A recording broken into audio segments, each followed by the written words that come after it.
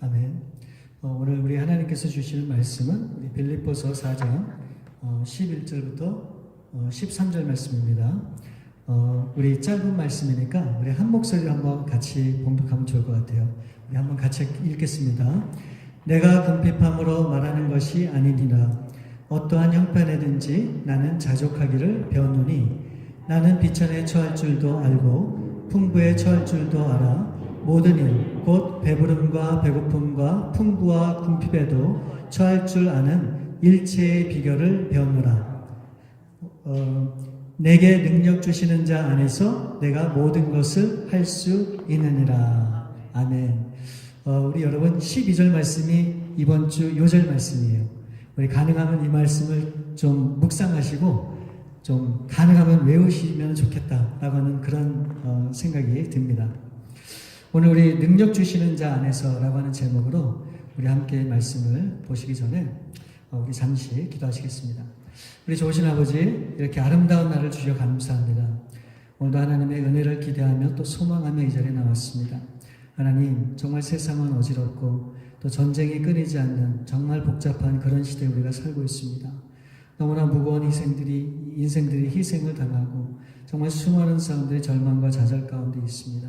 하나님, 우리가 이 세상의 유일한 소망이라고 하나님 불러주셨고 또 우리를 세워주셨는데 하나님, 이제 우리가 빛을 발하며 이 세상에 정말 하나님의 뜻을 온전히 이뤄가는 이 세상의 유일한 그런 빛이 되는 삶을 살아갈 수 있는 저희 모두가 될 수 있기를 원합니다.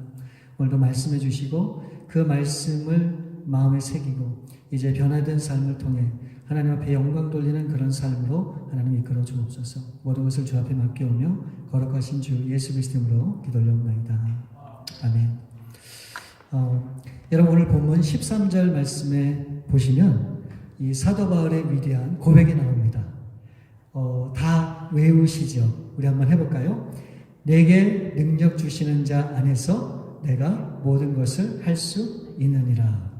우리가 이 말씀을 문자 그대로만 해석을 해보면 하나님께서 능력만 주시면 무엇이든 가능하다라고 하는 그런 생각을 우리가 할 수 있죠. 그런데 이를 반대로 해석을 해보면 내게 하나님의 능력이 없기 때문에 자꾸 실패의 이 잔을 경험하게 되고 삶에 어려움이 찾아오게 되고 또 나의 삶이 자꾸 무너지는 그런 삶을 경험한다라고 우리가 그렇게 생각할 수도 있는 겁니다. 그래서 사람들이 이 말씀에 의지해서 어떻게 합니까? 하나님 앞에 부르짖는 거예요. 그래서 새벽자단을 쌓고 철야를 하고 금식을 하면서 하나님 앞에 능력을 달라 그렇게 우리가 간절히 구하는 것이죠. 물론 우리가 이렇게 저마다 하나님의 이 능력을 구하기는 하지만 그 모든 동기가 분명히 다 다를 겁니다.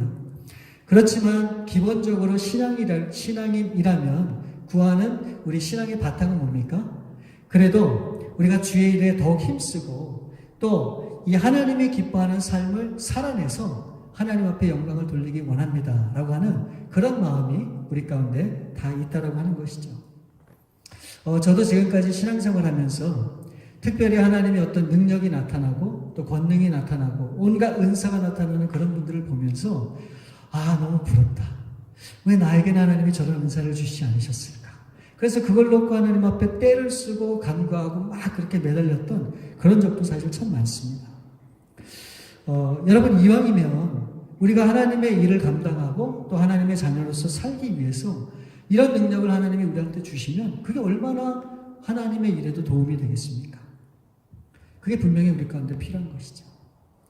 우리가 하나님을 어떤 분이라고 고백합니까? 하나님은 전지전능하신 분이다. 그렇게 얘기를 하잖아요. 여러분, 전지전능이라고 하는 뜻이 뭐예요? 하나님은 모든 것을 다 아시고 하나님은 모든 것을 다 행하실 수 있는 능력이 있으신 분이다 라고 하는 그것을 인정하고 고백하는 것이 바로 전지전능하다라고 하는 그런 말이죠. 그래서 실제로 이 성경을 보게 되면 이 하나님의 능력이 얼마나 많이 나타나 있는지 몰라요. 이 창세기 천지창조부터 요한계시록 끝날 때까지 보면 이 성경의 구석구석에 하나님의 권능과 능력이 기록되어 있는 것을 우리가 분명히 볼 수 있죠. 그리고 하나님은 그 능력이 하나님이시기 때문에 하나님이 사랑하는 하나님의 자녀들에게도 그 능력을 주셔서 놀라운 일들을 행하게 하시죠. 여러분 생각해 보세요. 200만 명이나 되는 수많은 이스라엘 백성들이 하나님의 부르심을 받고 애굽을 나왔단 말이죠. 그러고 앞으로 가야 되는데 앞에 길이 막혔어요. 홍해가 가로막고 있단 말이죠. 여러분 그런 상황이 한번 생각해 보세요. 지금 로마의 군대가 쫓아오고 있죠. 앞에는 바다라 더 이상 갈 수 없죠. 야, 여러분 너무너무 막막하지 않아요? 그럴 때 이 모세가 지팡이를 들고 홍해를 내리쳤을 때 어떤 일이 벌어집니까? 홍해의 길이 열려요. 그게 말이 됩니까? 여러분 다윗은 어때요? 이 거인 골리앗과 이 상대를 하면서 다윗이 그렇게 얘기하죠. 너는 칼과 단창으로 내게 나오지만 나는 만군의 여호와 이름으로 나간다고 하면서 이 다윗이 갖고 있었던 무기가 뭡니까? 물맷돌 5개예요. 이게 쓸모도 없는, 볼짝도 없는 그런 물맷돌이란 말이죠. 칼과 단창과 이 물맷돌이라고 하는 게 이게 싸움이 되는 겁니까? 말이 안 되죠, 말이. 여러분 베드로는 어때요? 하나님 앞에 성령을 받고 이 사람들에게 서서 복음의 말씀을 증거할 때 그 말씀을 듣고 3,000명이나 한꺼번에 회개하고 나오는 그런 놀라운 역사가 분명히 나타나고 있잖아요. 하나님께서 이들에게 분명히 능력을 주셨기 때문에 정말 이렇게 멋지게 쓰임받은 것이죠. 그래서 오늘 우리도 하나님께 쓰임받기 위해서는 이와 같은 능력이 필요합니다.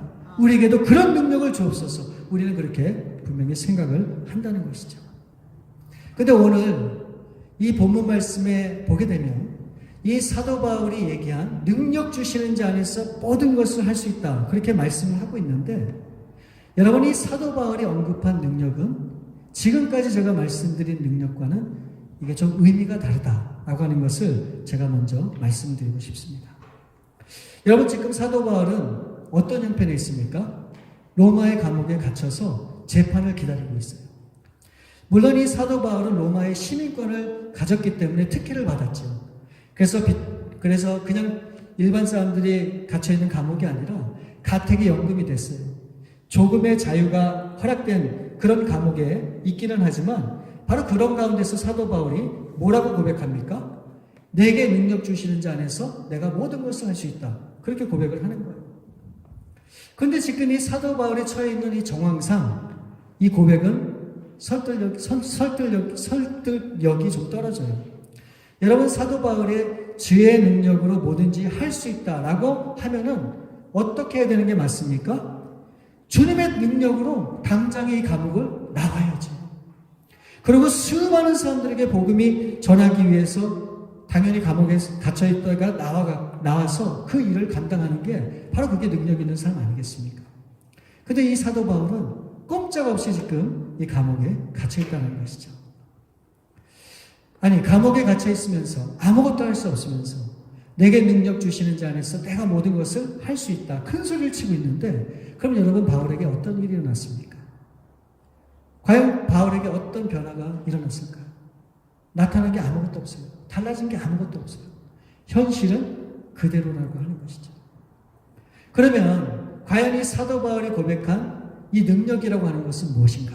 우리가 그거에 대해서 오늘 두 가지로 우리가 함께 말씀을 나누기 원합니다. 여러분 사도 바울이 고백한 능력, 그 첫 번째는 자족하는 능력이에요. 자족하는 능력. 오늘 본 말씀 11절 말씀에 보시면 이렇게 되어 있어요. 내가 궁핍함으로 말하는 것이 아니니라.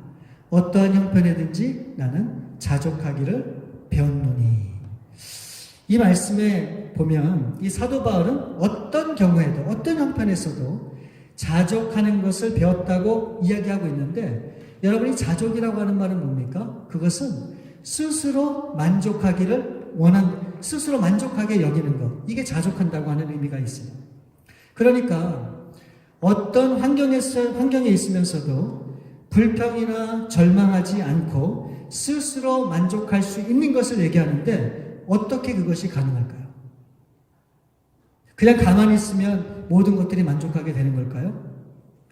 과연 절망하지 않고 불평하지 않고 정말 스스로 만족할 수 있는 근본적인 방법이 뭘까 생각을 해보면 한 가지를 하나님이 저에게 알려주셨어요. 바로 그게 저는 적응력이라고 생각을 해요. 적응력. 여러분 한번 생각해 보세요. 우리가 어떤 주어진 환경에 만족하면서 정말 그것에 반응하고 또 그것을 헤쳐나가기 위해서 우리 가운데 꼭 필요한 것이 뭘까요? 분명히 뭔가가 있어야 되겠죠. 바로 그것은 그 주어진 환경을 그대로 받아들이는 거예요. 그대로 인정하는 것입니다. 여러분, 주어진 환경에 대해서 여러분들이 후회하고 100번, 1000번 돌이킨다고 해서 여러분 현실이 바뀝니까? 절대로 바뀌지가 않죠. 그러니까 이것을 우리가 주어진 이 환경에 대해서 이것을 반응하지 못하고 받아들이지 못하면 어떤 일이 일어나는지 아십니까? 계속해서 불만이 쌓이는 거예요. 왜 나에게 이런 일이? 왜 도대체 하나님은 나에게 이런 일을 허락하셔서 나를 이렇게 힘들게 하십니까? 계속 불만이 쌓여가는 거예요. 그럼 만족할 수 있을까요? 아니죠. 그럼 결국은 하나님도 잊게 되고 하나님도 멀리하게 되고 결국 모든 삶을 비관하게 되는 그런 삶으로 우리가 나아갈 수 있다는 것이죠. 그러니까 주어진 그 모든 현실과 상황에 대해서 그것을 받아들이고 인정하고 그 현실에 대해서 내가 그것을 그거에 대해서 내가 바로 그렇게 생각하는 것이 바로 이것이 진정한 능력이라 사도 바울은 그렇게 얘기한다. 저는 그렇게 생각을 합니다. 여러분이 성경에 보면 그 주어진 삶에 대해서 그렇게 비관하고 절망하지 않고 최선을 다해서 그렇게 살았던 수많은 사람들이 나오잖아요. 그 중에 대표적인 한 사람을 구약에서 뽑으면 저는 요셉을 뽑고 싶어요. 이 요셉은 이 애굽의 총리가 되기까지 결단코 쉽지 않은 그런 삶을 살아왔습니다. 그가 걸어야 했던 발걸음이 얼마나 힘들었는지 몰라요. 여러분, 이 요셉이 가졌던 그 타이틀이 얼마나 많은 줄 아십니까? 처음에는 뭡니까? 꿈꾸는 자였었어요. 그 형들이 놀렸죠. 저 자식은 지가 뭔데? 막 이랬잖아요. 맨날 꿈꾸면서 그거를 자랑을 하니 얼마나 형들이 시기했겠습니까? 그러다가 어떻게 됩니까? 이 형들의 시기로 노예로 팔리죠. 그래서 갑자기 이 신분이 노예로 바뀌었어요. 그러다가 이 노예로 팔려갖고 보디발의 집에 갔잖아요. 근데 거기서 어떻게 합니까? 열심히 했죠. 최선을 다했죠. 자신의 신세를 한탄하지 않고 최선을 다했더니 이 보디발의 집에 가정총무를 맡게 됐어요. 인정을 받았단 말이죠. 그러다가 갑자기 그 보디발의 아내가 유혹하는 바람에 이 강간죄로 몰려서 어떻게 합니까? 감옥에 들어가게 되죠. 그러니까 또 갑자기 이 감옥 신세를 지게 됐단 말이죠. 그리고 그 감옥 안에서 어떻게 합니까? 이 꿈을 해석해주는 바람에 결국은 어떻게 돼요? 애굽의 총리까지 되는 그런 정말 숱한 그런 어려움과 역경을 지나갔던 사람이 바로 이 요셉이라고 하는 것이죠. 그러면 요셉은 그 수많은 그런 어려움의 길을, 그런 난관들을 어떻게 극복할 수 있었을까요? 그 비결이 뭘까요? 저는 아무리 생각해도 한 가지 비결밖에 없어요. 우리는 많은 때 믿음이다 뭐다 많은 얘기를 하지만 바로 그것은 그 모든 상황에 적응하는 그 능력이 바로 이 요셉에게 있었던 거예요. 그렇기 때문에 여러분, 그 주어진 현실에 우리가 그것을 받아들이고 적응해 나가는 바로 그것이 저는 보이지 않는 능력이라 그렇게 분명히 생각을 합니다. 바로 사도 바울이 강조한 것이 그거예요. 어떤 환경에서든지 그것을 탓하지 말고 그 환경을 인정하고 받아들이라는 거예요. 바로 그것이 진정한 능력의 시작이 된다고 하는 것을 이 사도 바울이 이야기하고 있는 거예요. 그러면서 11절 말씀에 다시 보시면 내가 궁핍함으로 말하는 것이 아니니라 어떠한 형편에든지 나는 자족하기를 배웠노니. 여러분, 사도 바울이 뭐라고 고백합니까? 내가 궁핍함으로 말하는 것이 아니라고 얘기하고 있어요. 이 11절 말씀을 보면 자, 궁핍함으로 말하는 것이 아니니라. 여러분, 이 말뜻이 뭘까요? 이것을 조금 더 쉽게 제가 설명을 드리면 이 현대어 성경에 보면 현대 성경에는 이렇게 해석을 했어요. 내 처지가 힘들어서 이렇게 말하는 것이 아닙니다. 이해가 되시죠? 이 얘기는 뭐예요? 지금 이 사도 바울이 처해 있는 그 환경이 궁핍하다는 겁니까? 아니라는 겁니까? 궁핍하다는 거예요. 내가 지금 궁핍함을 하기 때문에 이렇게 너희들한테 얘기하는 게 아니다. 이렇게 얘기를 하는 겁니다. 여러분, 당연하지 않아요? 지금 사도 바울이 처해 있는 환경은 어떤 환경입니까? 지금 감옥에 있는 거예요. 그 감옥에 있는 사람에게 무슨 행복과 만족이 있을 수 있습니까? 먹는 것도 변변치 않죠. 잠자는 것도 불편하죠. 정말 최소한의 자유만 누릴 수 있는 그런 공간 안에서 산다고 하는 것이 여러분 결코 쉬운 일이 아니란 말이죠. 그럼에도 그런 모든 환경에 대해서 이 사도 바울은 자신이 잘 적응할 수 있다라고 하는 그 사실에 본인이 스스로 놀라고 있는 거예요. 이게 좀 말이 안 되죠. 아니, 당연한 그런 믿음의 반응이라고 생각하는데 사도 바울은 본인이 그렇게 적응하고 있다고 하는 사실에 대해서 놀라고 있는 거예요. 여러분, 왜 그렇게 제가 생각하는지 아십니까? 그 이유가 이 11절, 12절 말씀에 분명히 나와 있어요. 자, 보세요.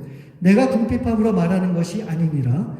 어떠한 형편에든지 나는 자족하기를 배웠느니 하고 나는 비천에 처할 줄도 알고 풍부에 처할 줄도 알아.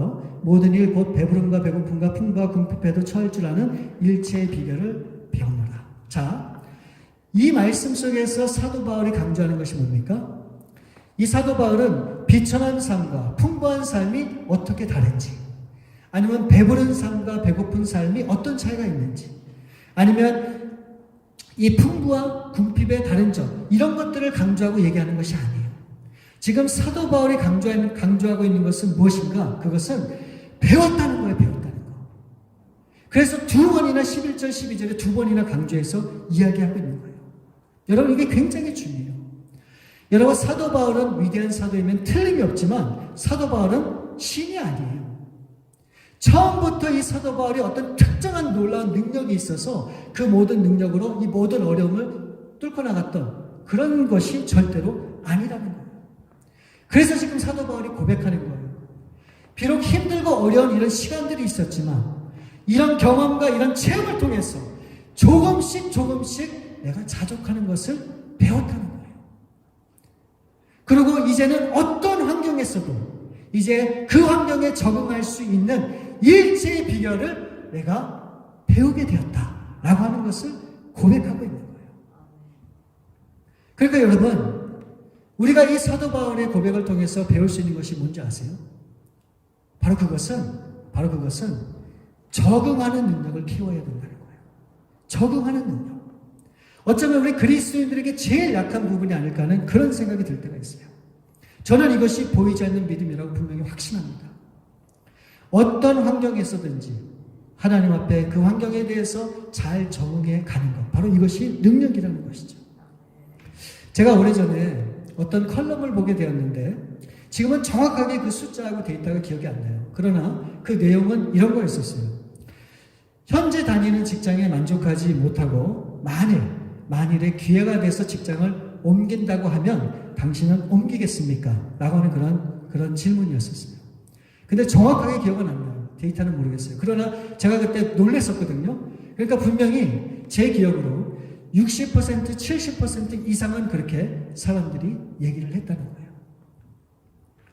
그럼 여러분 생각해 보세요. 왜 사람들이 그렇게 생각할까요? 왜 만족하지 못하고 직장을 옮길 생각을 하고 있을까요? 이유는 간단해요. 이 직장은 내가 만족할 만한 그런 여건과 환경이 안 된다고 생각하는 거예요. 그리고 지금보다 더 나은 직장이 분명히 존재한다고 그렇게 믿고 싶은 거예요. 그렇기 때문에 그런 생각을 하는 거겠죠. 사랑하는 여러분, 우리 교회는 어떻습니까? 제가 굉장히 곤란한 질문을 한번 여러분께 드려볼게요. 지금 신앙생활하는 교회에서 우리 배단의 교회뿐만 아니고 그냥 제가 제너럴리 그냥 묻는 거예요. 지금 신앙생활하는 이 교회에서 내 일생을 드리겠다라고 그렇게 마음 먹고 결단할 수 있는 분들이 여러분 몇 분이나 계실까요? 과연 몇 퍼센트나 그게 될까요? 우리는 어떻습니까?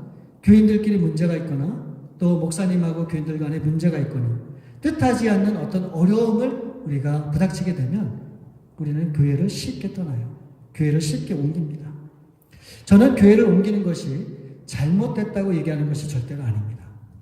당연히 교회지만 사람들이 모이는 곳이기 때문에 분명히 어려움이 존재할 수 있다는 거예요. 근데 여러분, 제가 진짜 말씀드리고 싶은 것은 어떤 어려움이든지 그것을 극복하기 위해서 여러분들이 어떤 노력을 했느냐, 이것이 더 중요한 거 아니에요. 나하고 맞지 않는다고, 내 마음에 들지 않는다고 최소한 그 환경에 적응하려고 노력하지도 않고 그것에 대해서 반기를 들고 그냥 옮겨버리는, 여러분, 이런 사실이 굉장히 하나님 앞에도 안타까운 일이 아닐까 하는 그런 생각을 제가 해보게 돼요.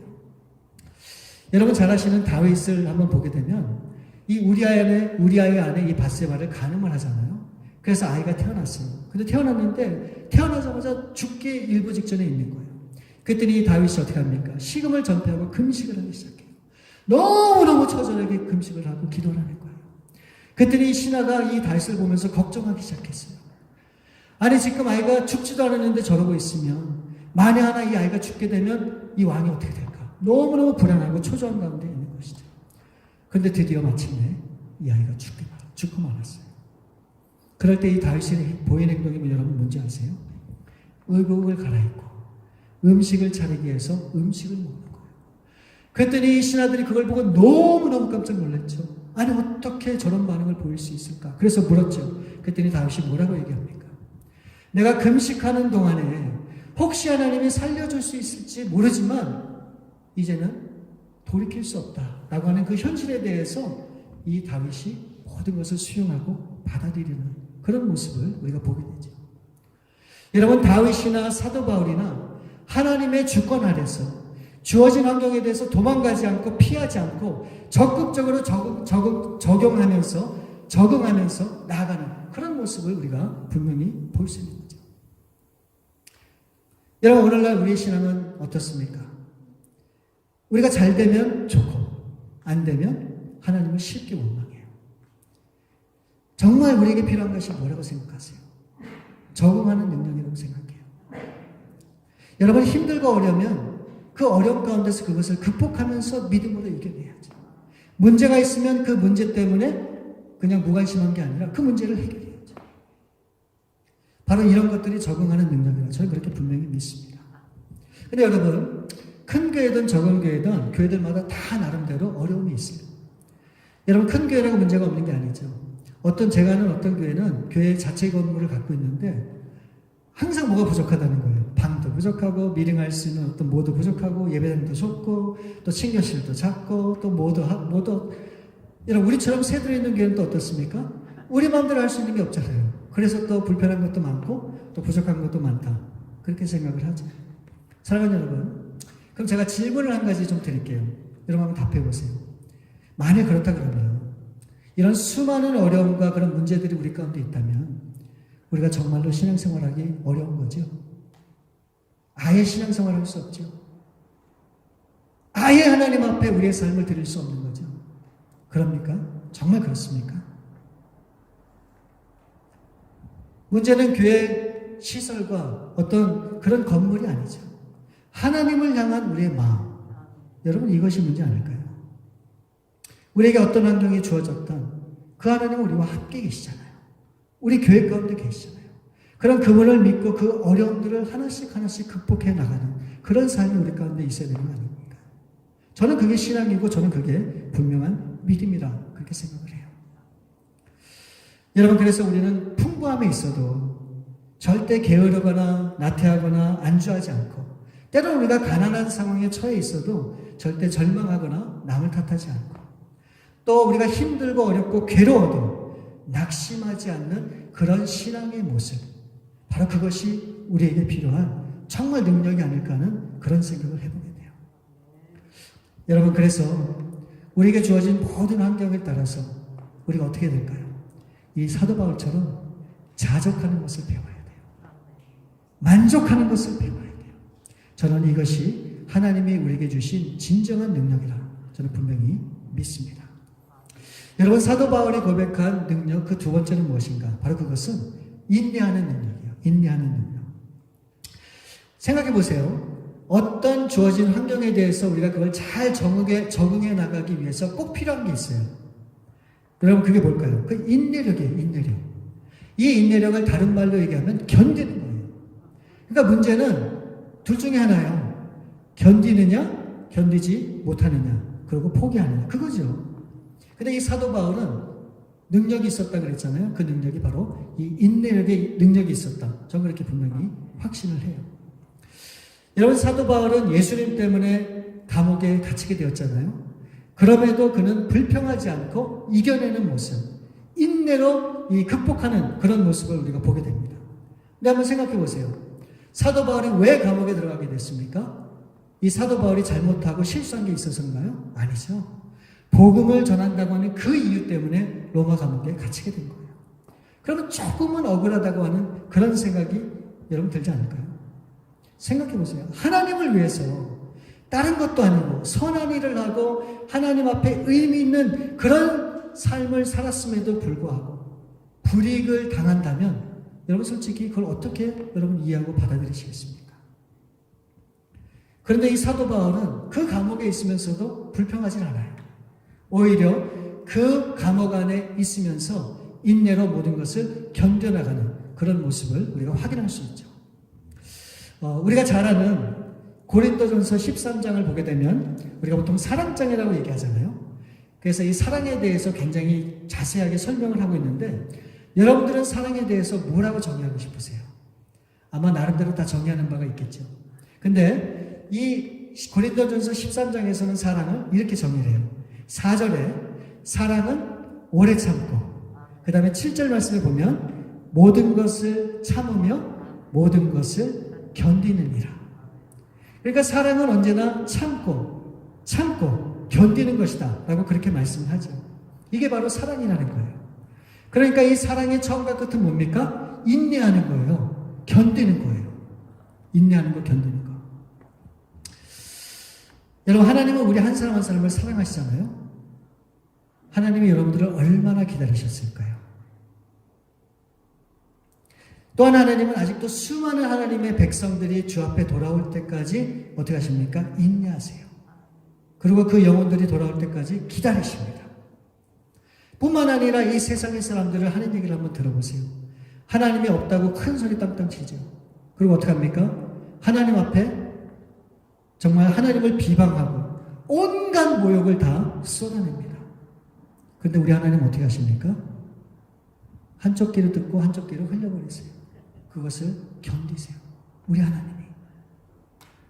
여러분, 하나님이 이 추악한, 정말 벌레만도 못한 그런 사람들이 하나님에 대해서 이렇게 저렇게 얘기해서 하나님이 그냥 한 번에 그냥 딱 손을 보시면 어떻게 될까요? 이 세상에 남아있을 사람은 없어요. 근데 우리 하나님은 견디세요. 그런 엄청난 모욕을 들으면서도 견딘단 말이죠. 왜 하나님이 그런 치욕을 당하실까요? 왜 그런 모욕을 당해요? 이유는 한 가지예요. 우리를 사랑하시기 때문에. 그래서 기다리신단 말이죠. 그래서 참고 기다리시는 그 하나님의 모습, 바로 그분이 사랑의 하나님이라고 하는 거죠. 여러분, 때로는 우리가 억울하죠. 분할 때도 있죠. 그러게 우리는 어떻게 됩니까? 사랑으로 견뎌야 돼요. 이 견디는 게 힘이에요. 바로 이 견디는 게 능력이란 말이죠. 우리는 때로 이 성경을 보면서 능력 그러면은 엄청난 것들을 생각해요. 막 병자가 낫고 막 그냥 무리를 걷고 막 기적이 나타나고 이적이 나타나고 우리는 그것을 능력이라고 생각을 하고 우리는 그것을 구하는데 우리가 정말 주목해야 되는 능력은 여러분 뭔지 아세요? 바로 그것은 이 믿음의 큰 역사를 이루었던 그런 모든 믿음의 선조들이 겪어야만 됐던 통과해야만 됐던 그런 과정이 있었다고 하는 사실을 우리는 절대 잊으면 안 돼요. 그냥 그렇게 된 게 아니란 말이죠. 그런 모든 어려운 과정이 분명히 있었다고 하는 거예요. 바로 그런 환경 가운데서도 견디고 인내하며 참았기 때문에 결국 그와 같은 믿음의 삶을 살 수 있었다고 하는 것을 말씀하고 있는 것이죠. 바로 그것이 진정한 능력이라고 이 성경은 말씀하고 있는 거예요. 여러분, 사도 바울은 어떻습니까? 그냥 그 위대한 사도 바울이 된 게 아니에요. 엄청난 시련과 역경과 고난이 있었어요. 그런 모든 과정들을 견디고 이기면서 위대한 사도 바울이 된 것을 우리가 기억을 해야 돼요. 여러분, 사도 바울에게는요, 우리가 상상도 할 수 없는 그런 엄청나게 힘든 육체의 가시가 있었어요. 우리는 그게 정확하게 뭔지는 몰라요. 그게 눈병이라고도 하고 또는 간질이라 얘기도 하는데 정확한 건 알 수가 없죠. 근데 이 성경 말씀을 보니까 이 사도 바울은 이 육체의 가시를 위해서 3번 기도했다고 그렇게 기록하고 있거든요. 평상시에도 기도했겠죠. 안 했겠습니까? 그런데 3번을 기도했다는 얘기는 뭡니까? 정말 모든 것을 다 걸고 하나님 앞에 그냥 간구한 거예요. 때를 쓴 거죠. 3번을 그렇게 했다고 얘기하고 있어요. 그러니까 그렇게 기도하는 이 사도 바울의 심정이 어땠을까요? 정말 간절했겠죠. 정말 너무너무 간절했겠죠. 그렇게 구하면 하나님이 들어주셔야죠. 근데 하나님이 뭐라 그러시는지 아십니까? 고린도후서 12장 9절 말씀에 보니까 내 은혜가 내게 족하다. 이는 내 능력이 약한 데서 온전하여 짐이라 하신지라. 여러분, 은혜가 족하다는 거예요. 다른 사람도 아니고 하나님의 사람 사도 바울이에요. 그런데 그런 능력의 사도인 그 사도 바울을 향해서 하나님이 내 은혜가 족하다고 말씀하는 거예요. 아, 이거 참 하나님 너무하신 게 아닐까 하는 그런 생각이 좀 들어요. 생각해 보세요. 이 사도 바울은 자신의 인생을 하나님 앞에 걸었죠. 자신의 모든 것을 하나님 앞에 바친 사람이에요. 그런 사도 바울이 간절히 하나님 앞에 구했는데 당연히 들어주셔야죠. 그래야 더 건강한 모습으로 열심히 하나님의 복음을 증거할 거 아니에요. 근데 하나님이 그렇게 얘기하세요. 내 은혜가 족하다. 그런데 사도 바울은 더 위대해요. 불평을 한마디 안 해요. 그 이후로 더 이상 기도하지 않아요. 그걸 딱 내려놓고 예전처럼. 여러분, 우리 옛날 선조들을 보면, 우리 믿음의 부모님들을 보면 참 대단하다 그런 생각이 많이 들어요. 어떻게 보면 오뚜기 같다라고 하는 생각이 들 때가 많아요. 막 넘어진 것 같은데 다시 일어나요. 쓰러진 것 같은데 다시 일어나요. 아무리 힘들고 어려워도 도전을 합니다. 근데 여러분, 오늘날은 어떻습니까? 너무너무 나약해요. 조금만 힘들면 어떻게 해요? 그냥 팍 쓰러져요. 아무것도 못하겠다고 기도하죠. 여러분, 왜 그렇습니까? 세상이 너무 편해져서 그래요. 여러분, 한번 생각해 보세요. 참 사람은 바보 같아요. 모든 편안한 첨단기기를 다 만들어 놓고 어떻게 해요? 너무 편하니까 운동을 못 하잖아요. 그러니까 돈 내고 가서 운동을 한단 말이죠. 이게 정말 말이 안 되지 않아요? 제가 옛날에 여러분들 다 기억하실 거예요. 제가 어렸을 때 이게 리모트 컨트롤 같은 게 어디 있었어요? 저는 제일 싫었던 게 뭐냐면 이 TV 채널을 바꾸고 싶은데 여기서 저기 가서 바꾸는 게 이게 너무 싫은 거예요. 그래서 맨날 동생을 시켰거든요. 야, 가서 저거 틀어, 저거 틀어. 그럼 막 형이 막 윽박지르니까 가서 막 이렇게 트는데 이 TV 채널 이렇게 바꾸는 이게 너무너무 싫었었어요. 근데 요즘은 모든 게 다 자동이잖아요. 그러니까 너무 쉽게 이렇게 하다 보니까 몸을 움직일 일이 없는 거예요. 그러니까 조금만 뭐 이렇게 움직이고 힘쓸 일이 있으면 그게 피곤하고 귀찮은 거예요. 그러니까 다 점점 우리의 몸이 굳어져 간단 말이죠. 그러니 우리가 힘든 일을 만나고 어려운 일을 만나면 여러분, 우리가 어떻게 그런 것들을 극복해 갈 수 있겠습니까? 여러분, 정말 우리에게는 힘이 필요해요. 어려움이 왔을 때, 역경이 왔을 때 그것을 얼마든지 이겨내고 극복해 나갈 수 있는, 인내할 수 있는 그런 힘이 우리 가운데 있어야 된다는 것이죠. 여러분, 사도 바울은 그 인내력과 또 그 적응력이 사도 바울에게 있었는데 이 사도 바울에게 그 모든 능력이 어디에서 또 왔는가? 그게 참 중요하잖아요. 바로 그것은 13절 말씀에 보니까 답은 여기 있어요. 내게 능력 주시는 자 안에서 내가 모든 것을 할 수 있습니다. 이 사도 바울이 고백할 힘의 원천, 바로 그것은 주 안에 있을 때 힘을 얻을 수 있다는 거예요. 그러니까 능력을 얻기 위해서는 어떻게 된단 말입니까? 그분 안에 있어야 된다는 거예요. 즉 하나님과, 즉 예수님과의 관계가 있지 않으면 절대로 능력 있는 삶을 살 수 없다는 것을 얘기합니다. 여러분, 교회를 10년, 20년, 50년 다녔어도 왜 여러분 가운데, 아니 사람들 가운데 능력이 안 나타나는 줄 아십니까? 왜 맨날 넘어지고 쓰러지고 맨날 좌절하고 절망하는지 아십니까? 그 이유는 주님과 매일매일 깊은 관계로 나아가야 되는데 그런 관계가 없는 거예요. 그렇기 때문에 사람들의 말에 훅 하면 넘어지고 쓰러지는 그런 나약한 신앙을 우리가 갖고 있다는 것이죠. 여러분 이 관계, 주님과의 관계를 잘 설명하는 구절이 요한복음 15장에 나와 있습니다. 나중에 시간 되시면 15장 전체를 한번 쫙 읽어보시면 여러분들이 이해하는 데 더 도움이 될 겁니다. 그 요한복음 15장 5절 말씀에 우리가 잘 아는 중요한 말씀이 있어요. 15장 5절, 나는 포도나무여 너희는 가지라. 그가 내 안에 내가 그 안에 거하면 사람이 열매를 많이 맺나니 나를 떠나서는 너희가 아무것도 할 수 없습니다. 여러분, 주님을 떠나서는 우리가 할 수 있는 것이 있다 없다? 아무것도 없다라고 그렇게 분명히 말씀하고 있죠. 근데 이 말을 반대로 생각해 보면 이 말은 주님 안에 붙어 있기만 하면 모든 것이 가능하다는 것이죠. 그게 바로 빌립보서 4장 13절 우리가 읽은 이 말씀하고 똑같아요. 그러니까 여러분, 답은 나와 있는 거예요. 그렇죠? 우리가 이 땅에서 자족하면서 인내하며 살 수 있는 길, 바로 그것은 우리에게 능력이 필요한데 그 능력의 삶을 살 수 있는 길은 주님 안에 있다는 거예요. 그러니까 예수님을 나의 삶의 구주로, 예수님과 함께 동행하는 그런 삶이 얼마나 중요한지를 우리 가운데 말씀하고 있는 거예요. 여러분, 신앙생활은 딴 게 아니에요. 뭐 많은 행사를 하고 이벤트를 하고 뭔가를 만들어서 그게 신앙이 아니에요. 여러분, 진짜 신앙은 뭔가? 바로 주님과의 관계예요. 나는 정말로 예수님을 나의 삶의 주인으로 그렇게 모시고 살고 있는가? 나는 나의 영광과 기쁨이 아니라 나는 정말로 예수님의 기쁨으로 그렇게 살아가고 있는가? 나는 정말 예수님만을 위해서 정말 그렇게 살기를 결단하고 있는가? 이게 중요하다. 우리가 그런 마음과 그런 결단을 가지고 우리 주님 앞에 한 걸음 한 걸음 나아갈 때 우리 하나님께서 우리가 모든 것을 적응하고 또 견디고 이길 수 있는 힘과 능력을 주실 뿐 아니라 그 예수님과 함께하는 삶을 통해서 우리의 모든 삶을 통해 우리 주님께서 영광을 받으시겠다는 거예요.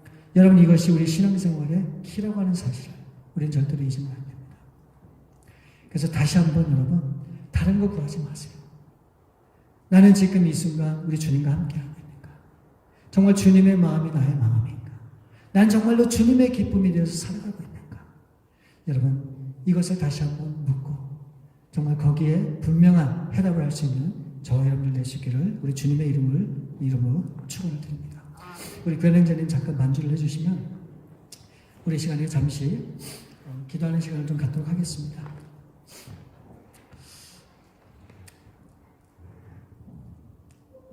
여러분이 정말로 우리 예수님을 믿으십니까?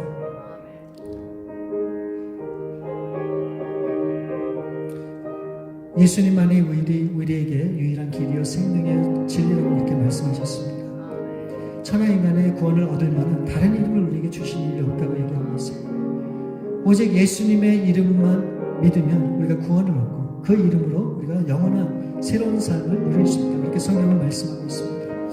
이 시간 다시 한번 예수님을 여러분 마음에 영접하시고 이제 다른 건 구하지 않고 나의 생명 되신 그 예수님 내 마음에 모시고 그분과 함께 살기를 원합니다. 우리 함께 그렇게 고백하는 그런 시간 갖기를 원합니다. 아버지 하나님, 이 시간 우리 사랑하는 성도님들 우리 주 앞에 나왔습니다.